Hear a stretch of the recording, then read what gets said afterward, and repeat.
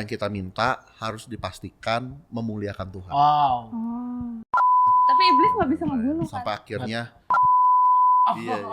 Ih, keren banget berarti. Pengen kok. Bisa dengar suara Tuhan. Kalau orang-orang yang percaya, kita percaya ada yang namanya paradise, oke? Tapi gimana dengan orang-orang yang hari itu meninggal dan nggak percaya dan menolak untuk suicide dan lain-lain? Nah, kita percaya bahwa hidup itu kan haknya Tuhan. Ya. Oke. Jadi Tuhan yang memberi, Tuhan yang mengambil. Ya. Jadi kebayang nggak? Kalau dia kasih, tapi kita sendiri yang mengambil hidup kita. Gue percaya bahwa dia lagi mendahului Tuhan. Wow. Dia mengambil sesuatu yang memang harusnya haknya Tuhan. Nah jadi gue percaya kemungkinan besar dia masuk ke neraka. Yes. Nah, jadi Ya. kalau misalnya teman-teman yang tadi yang percaya bisa hari ini mungkin ada di paradise, teman-teman yang nggak percaya, yang menolak percaya gimana? Nah, kita percaya ada yang namanya yang tadi yang Arun bilang Hades. Hades. Nah, Hades. itu itu ada di Lukas 16 ayat 23 dibilang ini, in Hades where he was in torment, he looked up and saw Abraham far away with Lazarus by his side. Jadi memang ada, kita percaya ada satu tempat lagi nih, sebelum neraka yang namanya Hades. Sama kayak kita nggak langsung masuk surga, we live in paradise first sampai akhirnya nanti penghakiman. Oh ini jadi teologi banget nih. Nah sama teman-teman yang menolak untuk percaya, mereka ada di Hades dulu sampai akhirnya nanti ada di satu tempat yang mengerikan yang kita sebut neraka. Wow. Simulasi neraka. Ya, ini sangat pembahasannya sangat menakutkan ya. Menakutkan banget. Tapi Koko pernah nggak sih? Tapi kita kan ini kan sekarang udah bahas ini nih ya, udah bahas jauh. Tapi aku mau mundur lagi. Pernah nggak sih Koko punya pengalaman kayak diganggu kah, di ini kah? Sebelum Koko, Arwan pernah nggak? Aku sih sanskui, nggak pernah gitu. Aku pernah. Jadi ceritanya gini, dulu ada setan minjem duit gitu, tapi pura-pura nggak bayar gitu. Itu termasuk setan gak sih? Itu pengalaman aku diganggu setan. Ini kita simulasi ngomongin setan itu, Pit. Makhluk halus.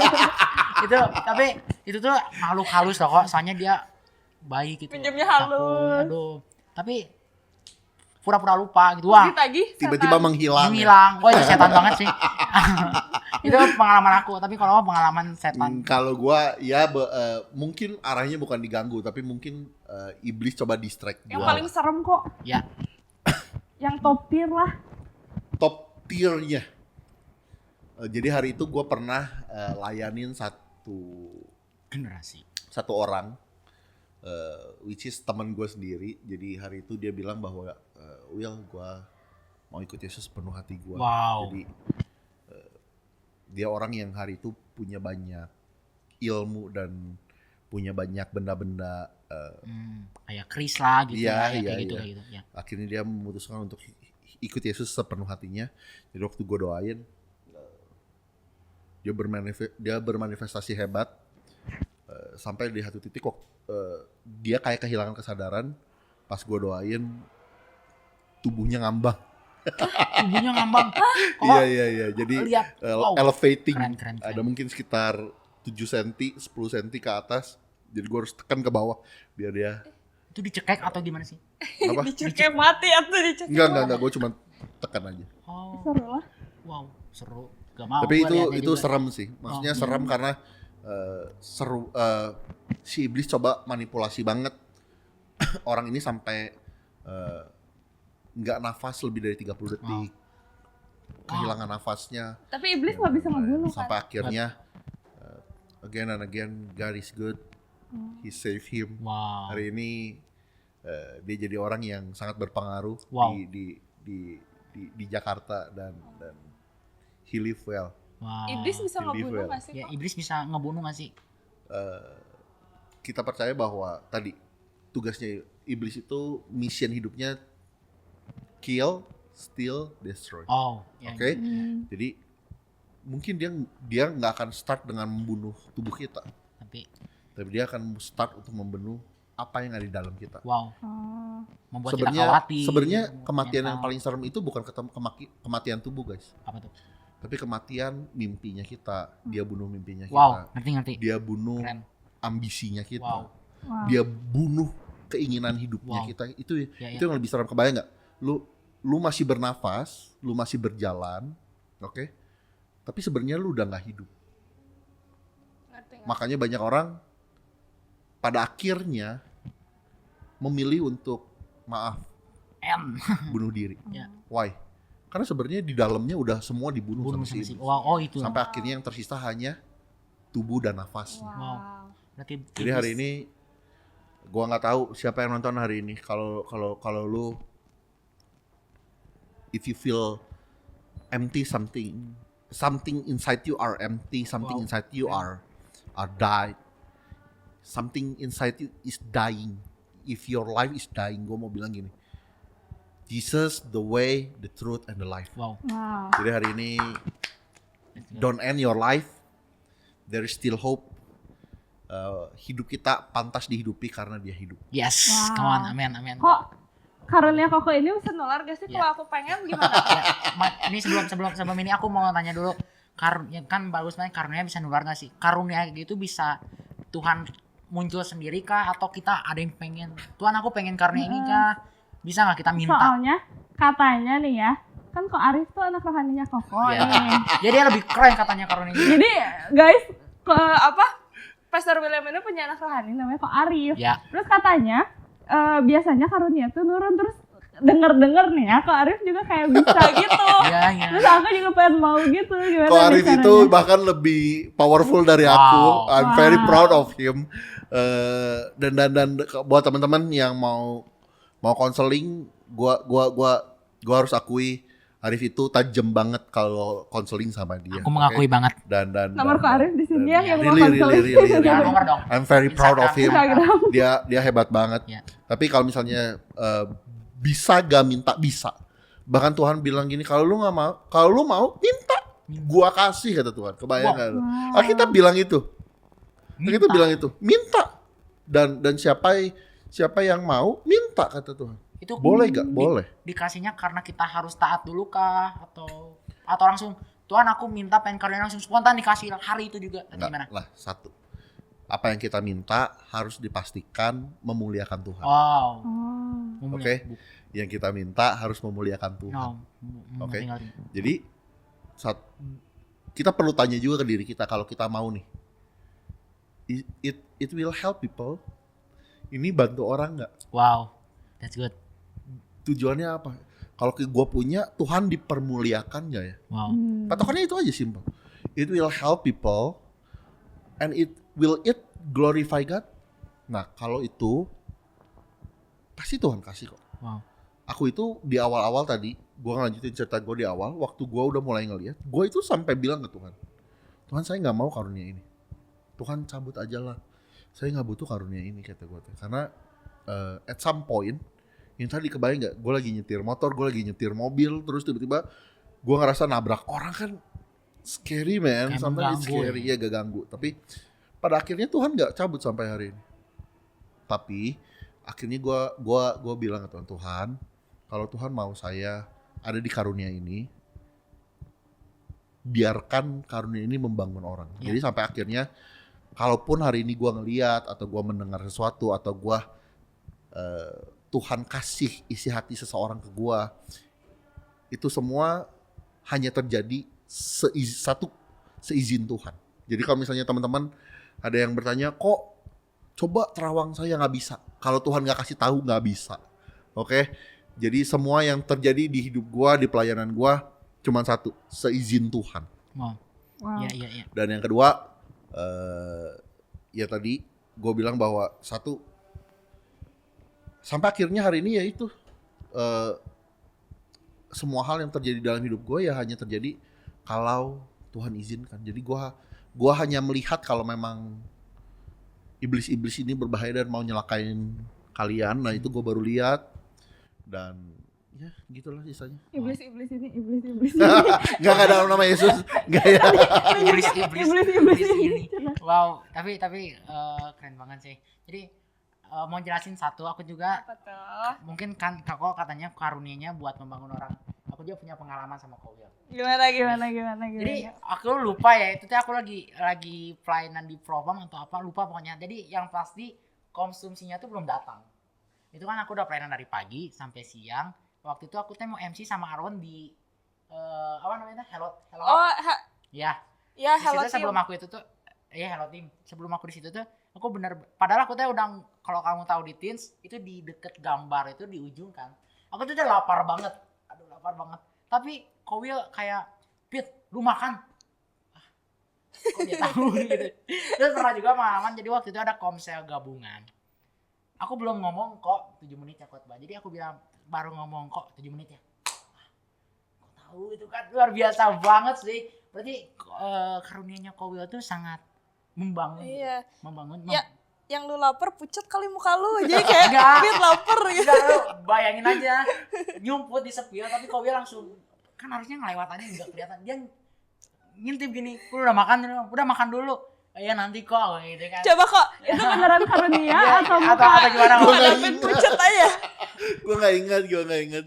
Cuman ya beberapa kali Tuhan titipin banyak hal-hal yang mungkin tersembunyi kali ya. Orang-orang nggak tahu, tapi Tuhan taruh di hati gue. Ya gue hanya mengetesnya aja. Is it from God? Kalau is it from God, ya it will bless people. Oh, berarti itu kayak Tuhan, terus David lapar tuh. Will, David lapar tuh. Kayak gitu kan? Oh. Iya. Ih, keren banget berarti. Pengen kok. bisa dengar suara Tuhan? Sampai Audible hari ya? ini secara audible gue belum Oh, pernah. berarti secara Oke. Tapi kalau impresi, impresi. atau word of knowledge, jadi nanti kalau misalnya bicara soal karunia, ada 9 karunia roh, salah satunya itu word of knowledge. Jadi ya somehow ada hal-hal yang mungkin Tuhan titipin ke gue secara personal, ya tanpa lu ngomong gue bisa tahu. Wow. Kok kalau bisa lihat iblis, bisa lihat malaikat juga nggak? I pray for it. I pray for it really. Jadi gue lagi berdoa, bahkan gue lagi berdoa. Ini eksperimen ya guys. Oke, ini Tapi eksperimen. udah Jadi dijawab, tau dong kok lihat malaikat. lanjut. jadi gue lagi berdoa. One day I want to see. Gue pengen lihat penampakannya Yesus kayaknya. If someday gue lagi nyetir mobil terus gue lagi berbahasa roh, I pray waktu gue lihat spion ada Tuhan Yesus. I pray ya, gue nggak tahu please, ini bisa kok atau enggak. Let's see. Ini guys, Tuhan Yesus. Oh, please kalau lihat, please jangan diem aja, please kasih tahu ya. Ajak selfie. Ayo selfie. Bisa. I want it. Koko kan pengen nanya, aku nggak tahu Koko bisa jawab atau enggak. Aku cuma pengen nanya dari pikir. Koko kan udah Ngeremehin. enggak, bukan Parah, liatin. bukan ngeremehin. Jadi pertanyaan itu antara bisa itu pokoknya gini. Koko kan udah kenal kita kan? Iya. Koko bisa lihat nggak kayaknya karunia kita tuh di mana ya? Yes. Nah, itu yang Menarik nih. karunia kita tuh di Coba. mana? Oh, Dari halo. Arwan dulu. Oke. Jadi kalau misalnya gue lihat nih kan ada 5 karunia jawatan yang jelas, ada rasul, nabi, penginjil, gembala, dan guru. Nah jadi dan setiap karunia ini sebenarnya simply nggak usah tebak-tebakan, sebenarnya bisa setiap karunia tuh berhubungan juga sama kepribadiannya kita juga. Ya, wow. Jadi menurut gua ya mungkin Arwan mungkin penginjil. Mungkin ya, karena you attract people. Senyum. Oke. You attract people. Kayaknya orang attract sama lu, pengen ketemu sama lu. Wow. Kayaknya ya enggak sih, kayak somehow you attracting people. Wow. Nah, itu yang which is it's good, man. Dan itu enggak hanya berguna buat pelayanan lu, itu bisa berguna buat hidup lu. Mungkin one day orang-orang enggak bisa attract people, lu bisa attract people. Iya enggak? David. Apa ya? David. Aduh. David apa ya? Big change mungkin lu gembala kali, Fit. Karena kayaknya lu orang yang surrounded by people gitu. Iya gak sih? Kayaknya lu kemana lu pergi selalu ada orang. Dan kayaknya orang-orang yang